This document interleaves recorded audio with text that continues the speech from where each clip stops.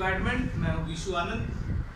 तो ये आज हमारा कार्बन एंड कंपाउंड का 5th लेक्चर है। 4th लेक्चर तक हम लोग लगभग कार्बन एंड कंपाउंड के सारे चैप्टर्स को सारे टॉपिक्स को कवर कर लिया था।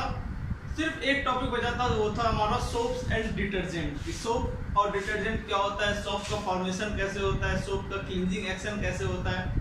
तो आज के वीडियो में हम लोग क्या देखेंगे, सोप्स एंड डिटर्जेंट के बारे में डिटेल से देखेंगे। तो सबसे पहले देखते हैं सोप क्या होता है। तो सोप क्या होता है, they are sodium salt of long hydrocarbon chain carbonic acid. That means sodium salt of long hydrocarbon chain. Long hydrocarbon chain को हम लोग इससे डिनोट कर सकते हैं आर से। लॉन्ग हाइड्रोकार्बन चेन हमारा हो गया आर से। और क्या है, कार्बोनिक एसिड। किसका कार्बोनिक एसिड, तो सोडियम सॉल्ट का। तो R C O O N N A. तो जब भी हम लोग ये देखेंगे R C O O N A, that means वो किसका स्ट्रक्चर हो जाएगा, वो हो जाएगा सोप का। इस आर की जगह पे हम लोग कुछ भी ले सकते हैं, जैसे कुछ भी बड़ा से बड़ा ले सकते हैं। हो जाएगा जैसे सीट 17 एंड एच हो जाएगा 36 सी ओ ओ एन ए, ऐसा अगर कुछ भी रहा तो इस आर की जगह पे कुछ भी रह सकता है। इस आर की जगह पे कोई भी चीज हो सकता है, कार्बन का कोई भी लंबा सा चेन हो सकता है। और उसके बाद हमारा बाद में क्या आएगा, सी ओ और एन ए अगर रहेगा तो उसको हम लोग देखते के साथ ही समझ जाना है कि तो वो क्या हो जाएगा, सोप हो जाएगा। तो सोप क्या हो गया, सोप होता है sodium salt of long hydrocarbon chain of an carbonic acid. Carbonic acid हमारा ये हो गया यहाँ पे COO, तो हो गया sodium salt of long hydrocarbon chain carbonic acid का हमारा क्या कहलाएगा, सोप। तो अब चलिए सोप का देखते हैं कि सोप का प्रिपरेशन कैसे होता है। प्रिपरेशन ऑफ सोप बनते कैसे हैं। तो इसमें सबसे पहले हमको इसमें जो चीज यूज होता है वो फर्स्ट हम लोग को वेजिटेबल ऑयल और एनिमल फैट, ठीक है। सेकंड हम लोग को इसमें लग जाएगा सोडियम हाइड्रोक्साइड,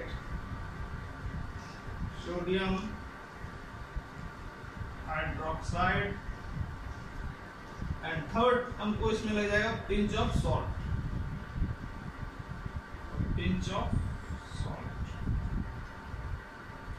तो लोग देखते हैं कि सोप का प्रिपरेशन में कौन कौन सा रिएक्शन इन्वॉल्व होता है, कैसे कैसे सोप का प्रिपरेशन होता है। तो देखिए फर्स्ट हमारा क्या है, यहाँ पे वेजिटेबल ऑयल और एनिमल फैट।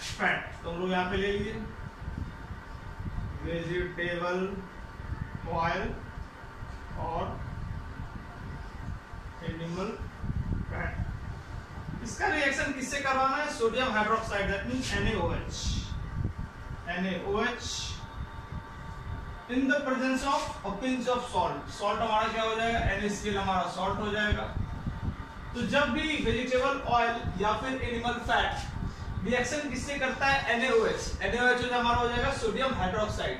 तो जब भी वेजिटेबल ऑयल और या फिर एनिमल फैट रिएक्ट करता है सोडियम हाइड्रोक्साइड से in the presence of NaCl, तो हमारा प्रोडक्ट में आता है सोप प्लस ग्लिसरॉल।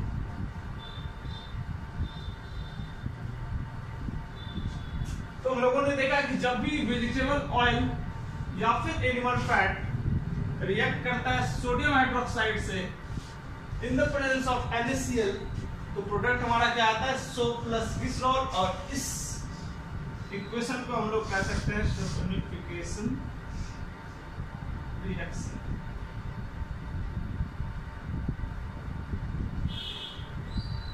तो जब भी हम लोगों ने देखा कि जब भी वेजिटेबल ऑयल या फिर एनिमल फैट सोडियम हाइड्रोक्साइड से रिएक्ट करता है in the presence of NaCl, तो प्रोडक्ट हमारा क्या आता है, सोप प्लस ग्लिसरॉल। तो हम लोगों ने देख लिया कि सोप होता क्या है, सोप का हम लोगों ने फॉर्मेशन देख लिया।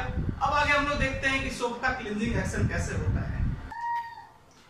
तो हम लोगों ने देख लिया कि सोप का फॉर्मेशन किस तरह से होता है। अब देखते हैं कि सोप का स्ट्रक्चर कैसा होता है। तो सोप का स्ट्रक्चर जनरली होता है, ये होता है टेडपोल लाइक स्ट्रक्चर।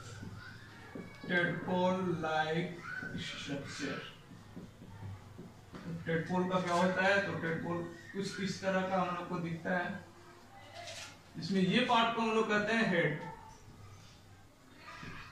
और ये पार्ट जो हमारा हो जाएगा, ये पार्ट कहलाएगा tell.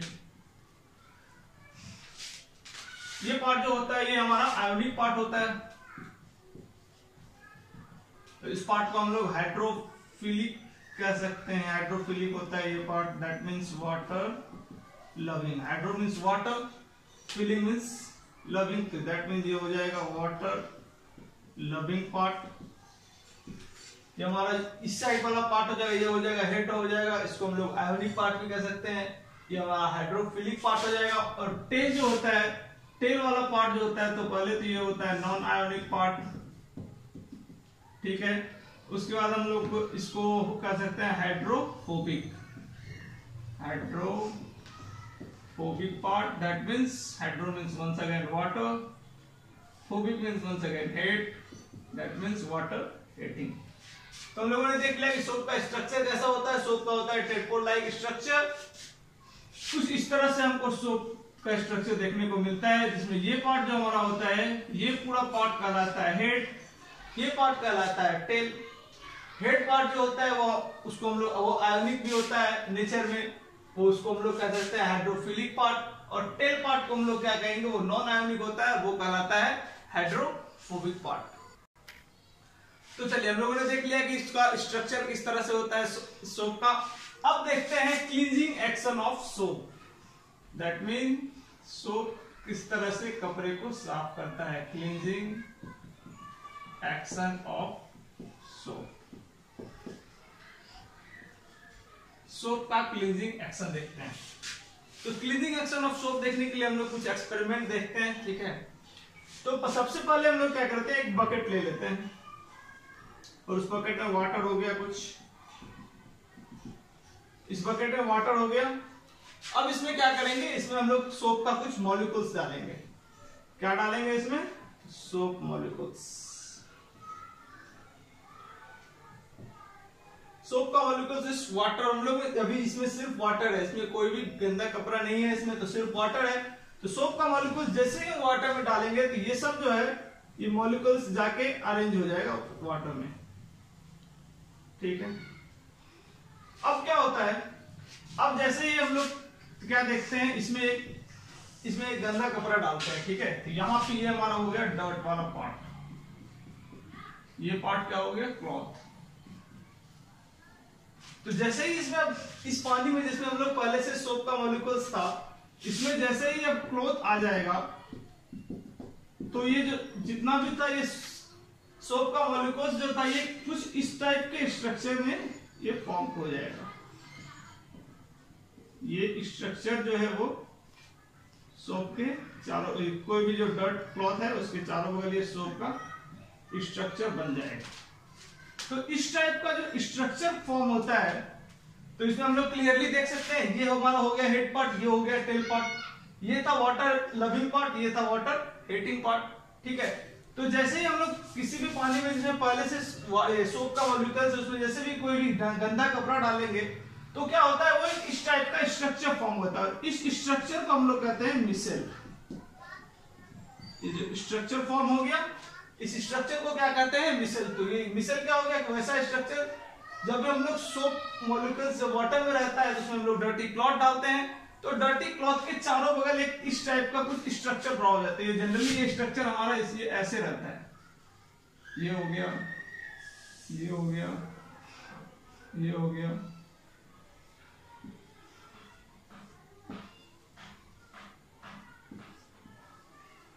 Means water loving part जितना है वो बाहर, और वाटर हेटिंग पार्ट सारा आ जाएगा अंदर। ये अब जनरली हमारा डायग्राम जो हो गया, ये फिगर कहलाता है मिसेल। तो जैसे ही गंदा कपड़ा इसमें आएगा, तो ये जितना भी सोप का मॉलिक्यूल्स था, ये स्ट्रक्चर में फॉर्म में आ जाएगा, और स्ट्रक्चर को कहते हैं हम लोग मिसेल। और फिर इसमें ये पार्ट जो है, ये तो ऊपर आ जाएगा क्योंकि वाटर लविंग है, और यहाँ पे जो पार्ट है, ये पार्ट, ये ऑयल एंड डर्ट के साथ रिएक्शन करेगा, और फिर धीरे धीरे हमारा कपड़ा क्या हो जाता है, इसी प्रकार से साफ हो जाता है। तो फिर से हम लोग क्लींजिंग एक्शन देखते हैं। क्लींजिंग एक्शन क्या किया हम लोग, तो सबसे पहले हम लोग एक बकेट लिए, बकेट में कुछ वाटर, बकेट में वाटर था, उसमें हम लोग सोप मॉलिक्यूल्स डाले। तो जैसे ही हम लोग उसमें सोप मॉलिक्यूल्स डाले, तो सारा सोप मॉलिक्यूल्स जो था वो आपस में अरेंज हो गया। अब उसी सेम बकेट में हम लोग क्या किए, वहां पे अंदर में क्लॉथ डाले। तो क्लॉथ जैसे ही डाले, तो हम लोग क्या देखे, क्लॉथ डालने के बाद ये सारा वाटर मॉलिक्यूल जो था वो कुछ इस टाइप का स्ट्रक्चर में आ जाएगा सोप का मॉलिक्यूल्स, और इस स्ट्रक्चर को हम लोग क्या कहते हैं, मिसेल। तो मिसेल का फॉर्मेशन हो जाएगा, जैसे ही उसमें गंदा कपड़ा जाएगा तो मिसेल का फॉर्मेशन होगा, मिसेल स्ट्रक्चर का। तो मिसेल स्ट्रक्चर का क्या है, तो सारा हेड पार्ट जो है वो बाहर रहेगा और टेल का पार्ट जो है उस डर्ट की तरफ अट्रैक्ट रहेगा, और फिर आपस में ये दोनों रिएक्शन करेगा, इसका टेल पार्ट ऑयल और डर्ट के साथ रिएक्ट करेगा, तो फिर इसी प्रकार से हमारा कपड़ा क्या हो जाता है, वो साफ हो जाता है। तो हम लोगों ने देख लिया कि सोप का सारा, हम लोगों ने देख लिया कि सोप का फॉर्मेशन किस प्रकार से होता है, सोप किस प्रकार, फिर से स्ट्रक्चर हम लोगों ने सोप का देख लिया। उसके बाद हम लोगों ने देख लिया कि क्लींजिंग एक्शन, सोप के हेल्प से किस तरह से हमारा कपड़ा जो है वो साफ होता है। तो अब नेक्स्ट हम लोग देखते हैं डिटर्जेंट, कि डिटर्जेंट का किस तरह का, हालांकि डिटर्जेंट का पार्ट जो है वो आप लोग को उतने डिटेल में पढ़ना है नहीं आप लोग के सिलेबस में, तो हल्का से एक आउटलाइन हम लोग आपको अभी आपको डिटर्जेंट के बारे में दे देते हैं। डिटर्जेंट का किस प्रकार से फॉर्मेशन होता है, तो हम लोगों ने देख लिया सोप। अब हमारा आता है नेक्स्ट डिटर्जेंट।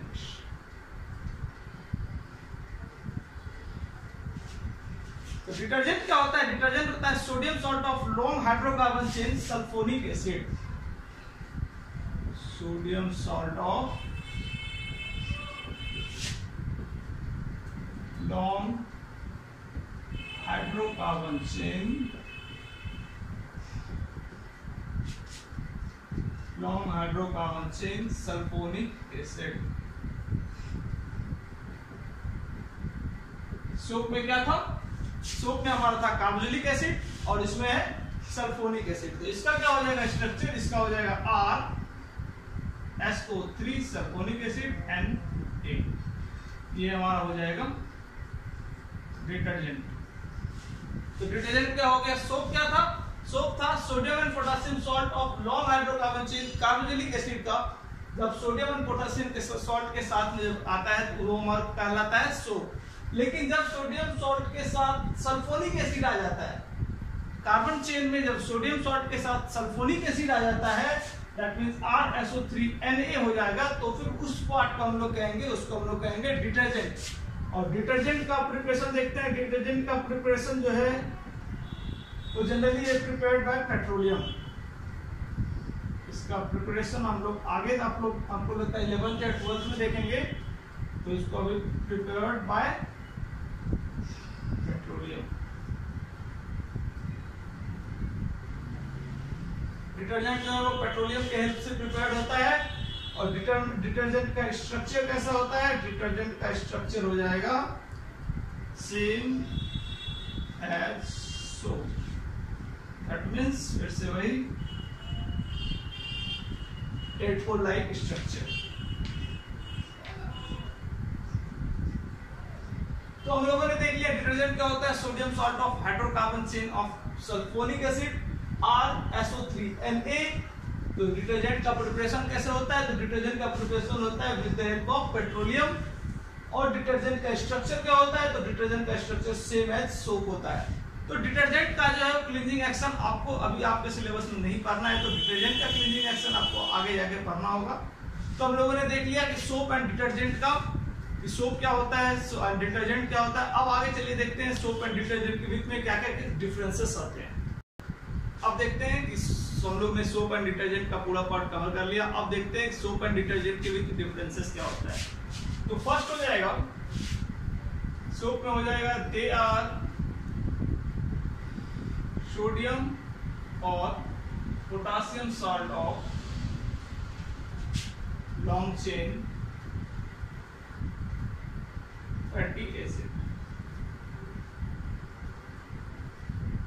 सोप हमारा क्या हो जाएगा, सोप हो जाएगा सोडियम और potassium salt of long chain fatty acid. और ये हो जाएगा हमारा डिटर्जेंट क्या हो जाएगा, sodium salt of they are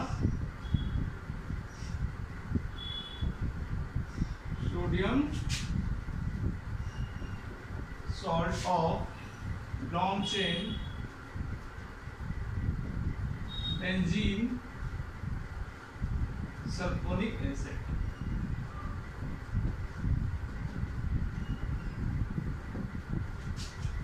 first soap क्या हो गया, सोप हो गया they are sodium and potassium salt of long chain fatty acid. Detergent क्या हो जाएगा, डिटर्जेंट हो जाएगा sodium and potassium, sodium salt of long chain benzene sulphonic acid. Second हो जाएगा, सेकंड हमारा क्या हो जाएगा, ये हो जाएगा सोप जो है work well in soft water, work well in soft water. Soap जो है work well in soft water. Soft water क्या होता है, जिसमें हमारा सॉल्ट की, जिसमें सॉल्ट हमको कम अमाउंट में अवेलेबल रहता है। जैसे सी का पानी जो हो जाएगा, सी का पानी वो एक हार्ड वाटर हो जाएगा, बट जो वाटर हम लोग घर में यूज करते हैं वो हम लोग का कहलाता है सॉफ्ट वाटर। और इसकी डिटर्जेंट साइड क्या हो जाएगा, तो work well in both soft and hard water, soft and hard water. Third difference हम लोग क्या देखेंगे कि सोप जो होता है वो जनरली बायोडिग्रेडेबल होता है, ये हमारा होता है बायोडिग्रेडेबल, और डिटर्जेंट जो होता है वो कहलाता है नॉन बायोडिग्रेडेबल, ये हो जाएगा नॉन बायोडिग्रेडेबल, नॉन बायोडिग्रेडेबल। तीन हम लोगों ने देखा, फर्स्ट सोडियम और पोटेशियम सॉल्ट जो है वो सोडियम और potassium salt of fatty acid होता है। डिटर्जेंट क्या हो जाएगा, sodium salt of long chain benzene sulphonic acid. Salt जो होता है work well in soft water, detergent जो होता है work well in both soft and hard water. ठीक है, ये जो होता है सॉफ्ट, फिर से थर्ड देखते हैं, सोप जो होता है वो बायोडिग्रेडेबल होता है, मींस आसानी से डिकम्पोज कर जाता है, बट डिटर्जेंट जो होता है वो होता है नॉन बायोडिग्रेडेबल। वो सेकंड हो जाएगा। नेक्स्ट हो जाएगा दे हैव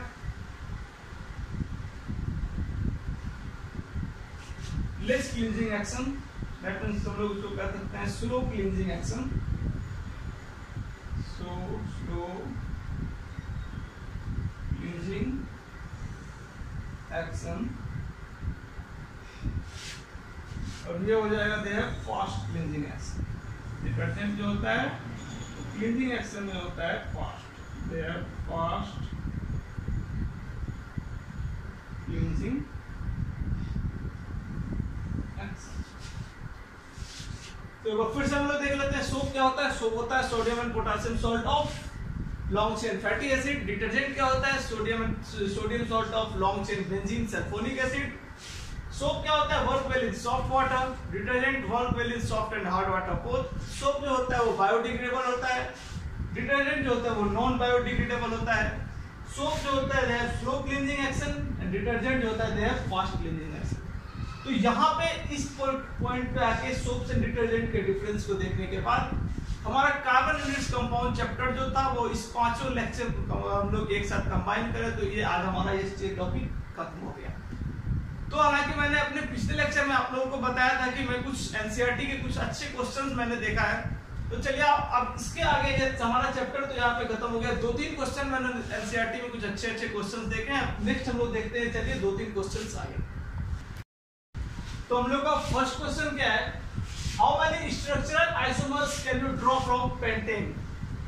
पेंटेन हम लोग को एक दे दिया कंपाउंड, कहता है पेंटेन से कितना स्ट्रक्चरल आइसोमर्स आप ड्रॉ कर सकते हैं।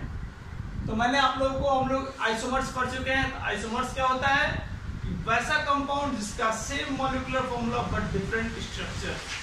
आइसोमर्स हम लोग बहुत तरह के आइसोमर्स पढ़े थे, पोजिशनल आइसोमर्स पढ़े थे, स्ट्रक्चरल आइसोमर्स हम लोग देखे हम लोग। तो चलिए इस क्वेश्चन को सॉल्व करते हैं कि पेंटेन का हम लोग कितना स्ट्रक्चर ड्रॉ कर सकते हैं। तो पेंटेन का फर्स्ट स्ट्रक्चर हम लोग ले लें तो simple carbon chain, 5 carbon chain, ठीक है। इसलिए सबका हाइड्रोजन कंप्लीट कर देते हैं।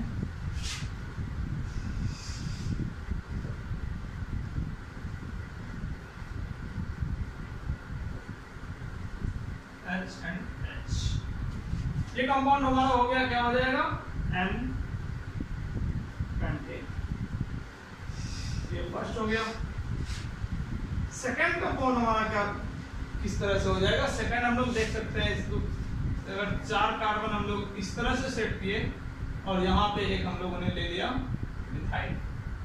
5 कार्बन तो अभी भी है यहाँ पे। इसमें हम लोगों ने देखा 1 2 3 4 5 number of carbon C5, H pentane है तो पेंटेन का क्या हो जाएगा CnH2n+2, एल्केन का हम लोगों ने बताया था आपको, तो C5H हो जाएगा 5 × 10 + 2H12। काउंट करते हैं H12 है कि नहीं, 1 2 3 4 5 6 7 8 9 10 11 12, C5H12 हो गया इसका। अगर हम लोग इसको फिर से इसको हम लोग देखें तो इसमें भी अगर हम लोग काउंट करेंगे तो हमारा आएगा C5H12।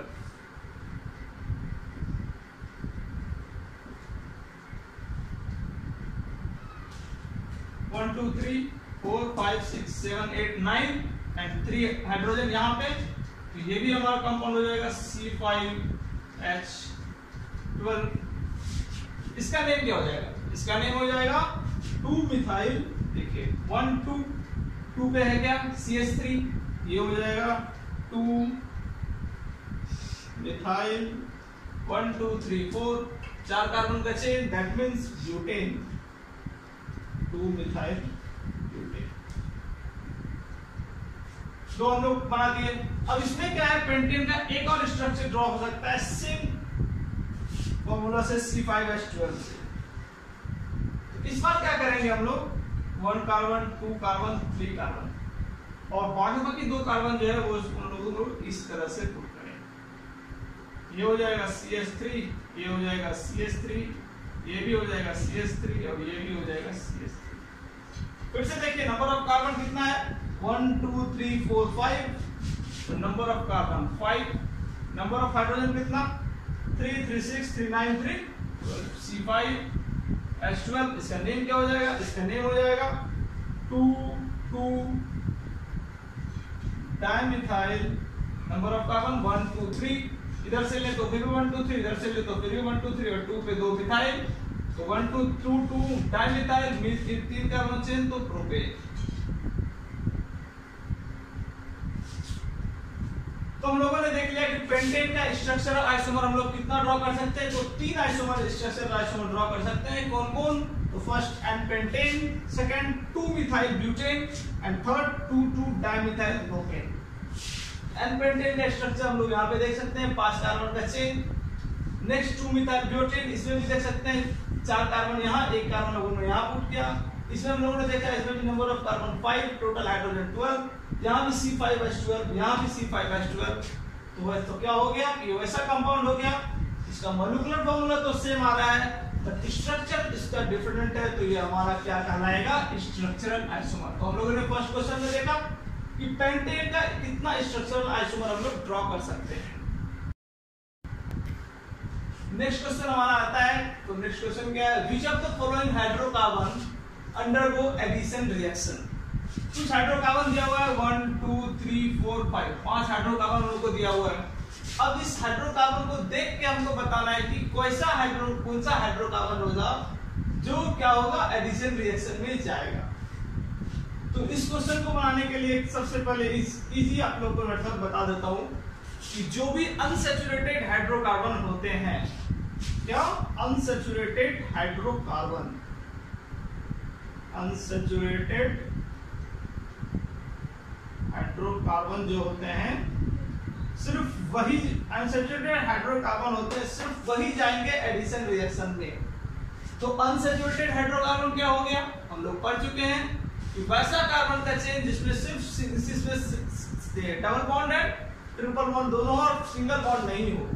तो वैसा कार्बन का चेन जिसमें डबल बॉन्ड और ट्रिपल बॉन्ड हो, सिंगल बॉन्ड नहीं हो, वो हमारा कहलाता है अनसैचुरेटेड हाइड्रोकार्बन। तो हम लोग को इसमें कैसे पता चले कि किसमें डबल बॉन्ड है, किसमें सिंगल बॉन्ड है, किसमें ट्रिपल बॉन्ड है। तो हम लोग, तो मैंने आपको पढ़ाया था अल्केन्स का, जब हम लोग होमोलोगस सीरीज पढ़ रहे थे, तो एल्केन का हम लोग जानते हैं, हम लोग होमोलोगस सीरीज में एल्केन का क्या फॉर्मूला निकाले थे, तो एल्केन का निकाले थे CnH2n+2, ये हमारा निकला था एल्केन का फॉर्मूला। तो alkane that means saturated hydrocarbon, alkane हमारा अल्केन ये है नहीं, दैट मींस सिंगल बॉन्ड सब में रहता है, तो वो हमारा हो जाएगा क्या, सैचुरेटेड हाइड्रोकार्बन। तो अब चलिए इसमें चेक करते हैं कि कौन कौन सा ऐसा है जिसमें सिंगल बॉन्ड हो सकता है। तो जिसमें सिंगल बॉन्ड नहीं होगा वो तो ऑटोमेटिक हम लोग को पता चल जाएगा कि ये अनसैचुरेटेड हाइड्रोकार्बन है। तो फर्स्ट देखते हैं, फर्स्ट है C2H6। अगर इसको हम लोग पुट करें इस पे, CnH2n प्लस 2 पे तो क्या हो जाएगा Cn कार्बन इसमें कितना हो जाएगा 2H6 तो Cn2H2 into n 2 plus 2 2 या 4 to 6 ये C2H6 हो गया। दैट मींस ये हमारा क्या हो जाएगा ये हमको ये तो नहीं होगा। सेकंड देखते हैं सेकंड है C3H8। अब इसको देखते हैं कि ये इस फॉर्मूला पे अगर सेटल हो रहा है कि नहीं। इस फॉर्मूला पे सेटल हो रहा है दैट मींस ये क्या है ये आज ये सैचुरेटेड है। देखते हैं C3H कितना हो जाएगा 2 into 3 plus 2 3 to 6 plus 2 8 C3H8 तो ये भी हमारा क्या हो जाएगा नहीं जाएगा। नेक्स्ट देखते हैं नेक्स्ट क्या है C3H6 तो C3H यहाँ पे क्या है H6 ही है तो 2 into 3 अब अगर प्लस 2 करते हैं तो यहाँ पे तो H8 होना चाहिए लेकिन यहाँ पे सिर्फ 2 into 3 पे ही यहाँ पे 6 हो जा रहा है तो ये हमारा क्या होगा ये सैचुरेटेड हाइड्रोकार्बन नहीं होगा ये होगा अनसैचुरेटेड हाइड्रोकार्बन। नेक्स्ट देखते हैं C2H2 हम लोगों ने यहाँ पे जस्ट किया देखा C2 के साथ जब 2 कार्बन हो और उसके साथ में 6 हाइड्रोजन हो तभी वो होगा सैचुरेटेड हाइड्रोकार्बन। यहाँ क्या है 2 कार्बन के साथ 2 हाइड्रोजन है तो ये भी हमारा हो जाएगा अनसैचुरेटेड